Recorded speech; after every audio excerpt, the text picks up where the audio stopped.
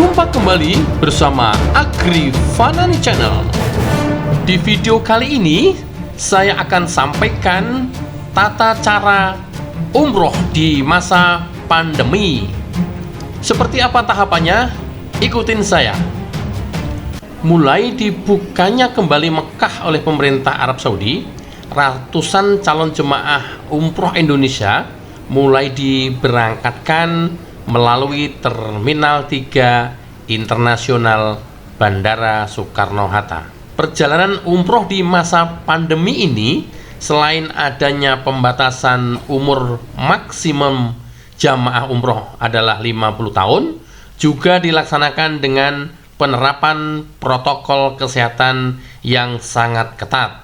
Di hari pertama pasca dibukanya kembali kota Mekah oleh pemerintah Arab Saudi, sebanyak 360 calon jemaah umroh dari beberapa jasa perjalanan umroh Indonesia sangat antusias untuk berangkat ke Tanah Suci. Sebelum hari keberangkatan, harus terlebih dahulu menjalankan tes PCR dan selanjutnya harus disiplin dalam menjalankan protokol kesehatan. Di samping itu, para calon jamaah umroh saat kedatangan dan kepulangan, khususnya ketika tiba di Arab Saudi, diwajibkan untuk dikarantina terlebih dahulu di hotel.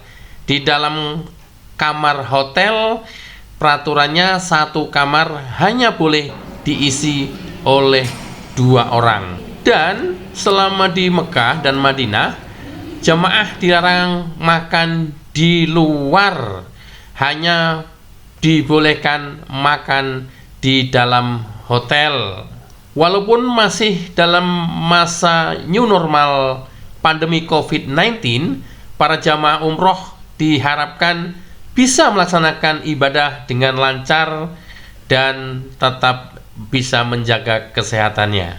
Adapun ketentuan dan tata cara umroh adalah sebagai berikut. Kuota visa umroh hanya dibatasi untuk 10.000 orang per hari seluruh dunia.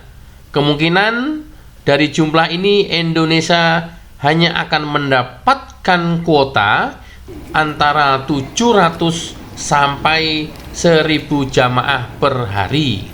Kemudian pengajuan visa maksimal hanya bisa 50 pack atau 50 jamaah umroh dalam satu grup. Visa ini biasanya diurus oleh travel mengajukan melalui sistem booking di provider, dan provider melakukan request ke sistem untuk mendapatkan tanggal keberangkatan. Ini sebenarnya semuanya sudah diurusin oleh jasa travel. Sementara dari tahap pertama jamaah umroh dibuka per tanggal 1 November kemarin sampai dengan nanti 31 Desember 2020, hanya maskapai Saudia yang diizinkan mengangkut jamaah umroh.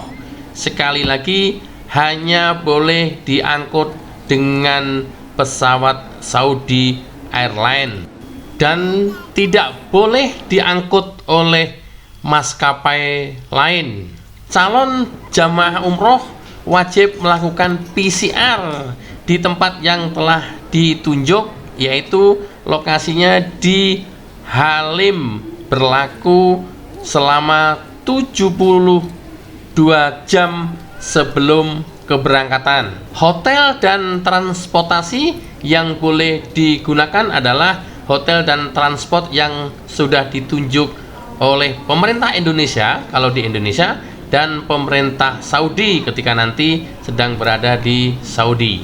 Di samping itu, di angkutan bis hanya boleh mengangkut maksimum 20 jamaah, tidak boleh lebih, karena di dalam bus diatur social distancing.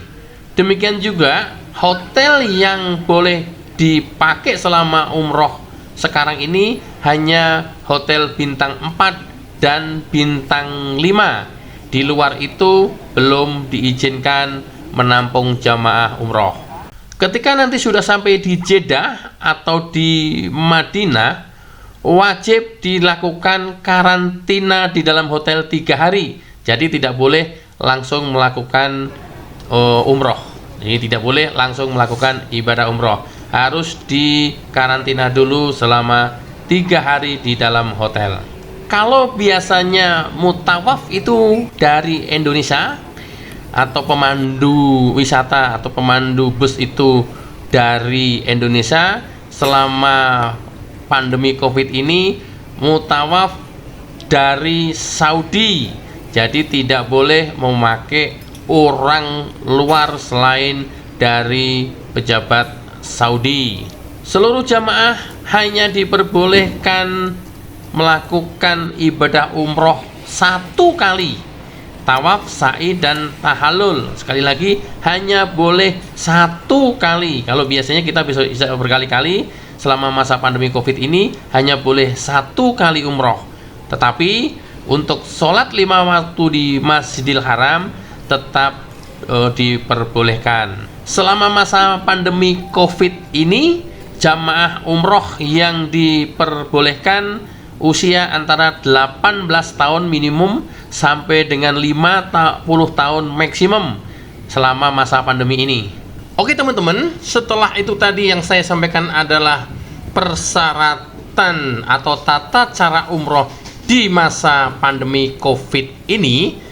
Yang berikut adalah saya akan sampaikan apa-apa yang dilarang dalam penerbangan. Sesuai dengan peraturan penerbangan, Anda dilarang membawa barang-barang ke dalam pesawat seperti berikut ini.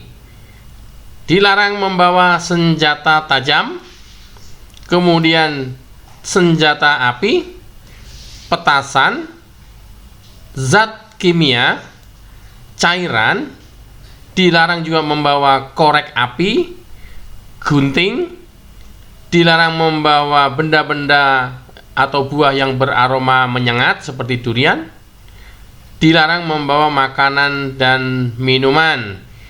Jadi teman-teman yang akan melakukan ibadah umroh, kalau dulu ada cerita dari rumah membawa alat masak dan gayung, ini sudah tidak perlu lagi.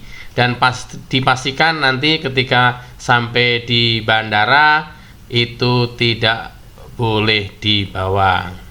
Perusahaan penerbangan atau maskapai tidak bertanggung jawab terhadap uang, perhiasan, dokumen, dan berharga atau pecah belah yang disimpan di dalam bagasi.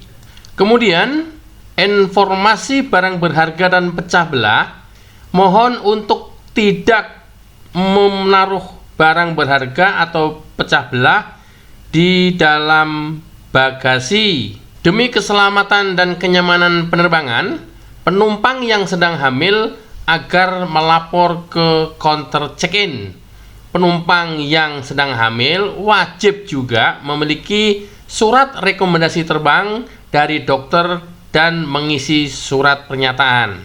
Kemudian ini adalah penting banget dan ini krusial, yang paling penting, karena hampir dipastikan orang semua pakai power bank atau bawa power bank.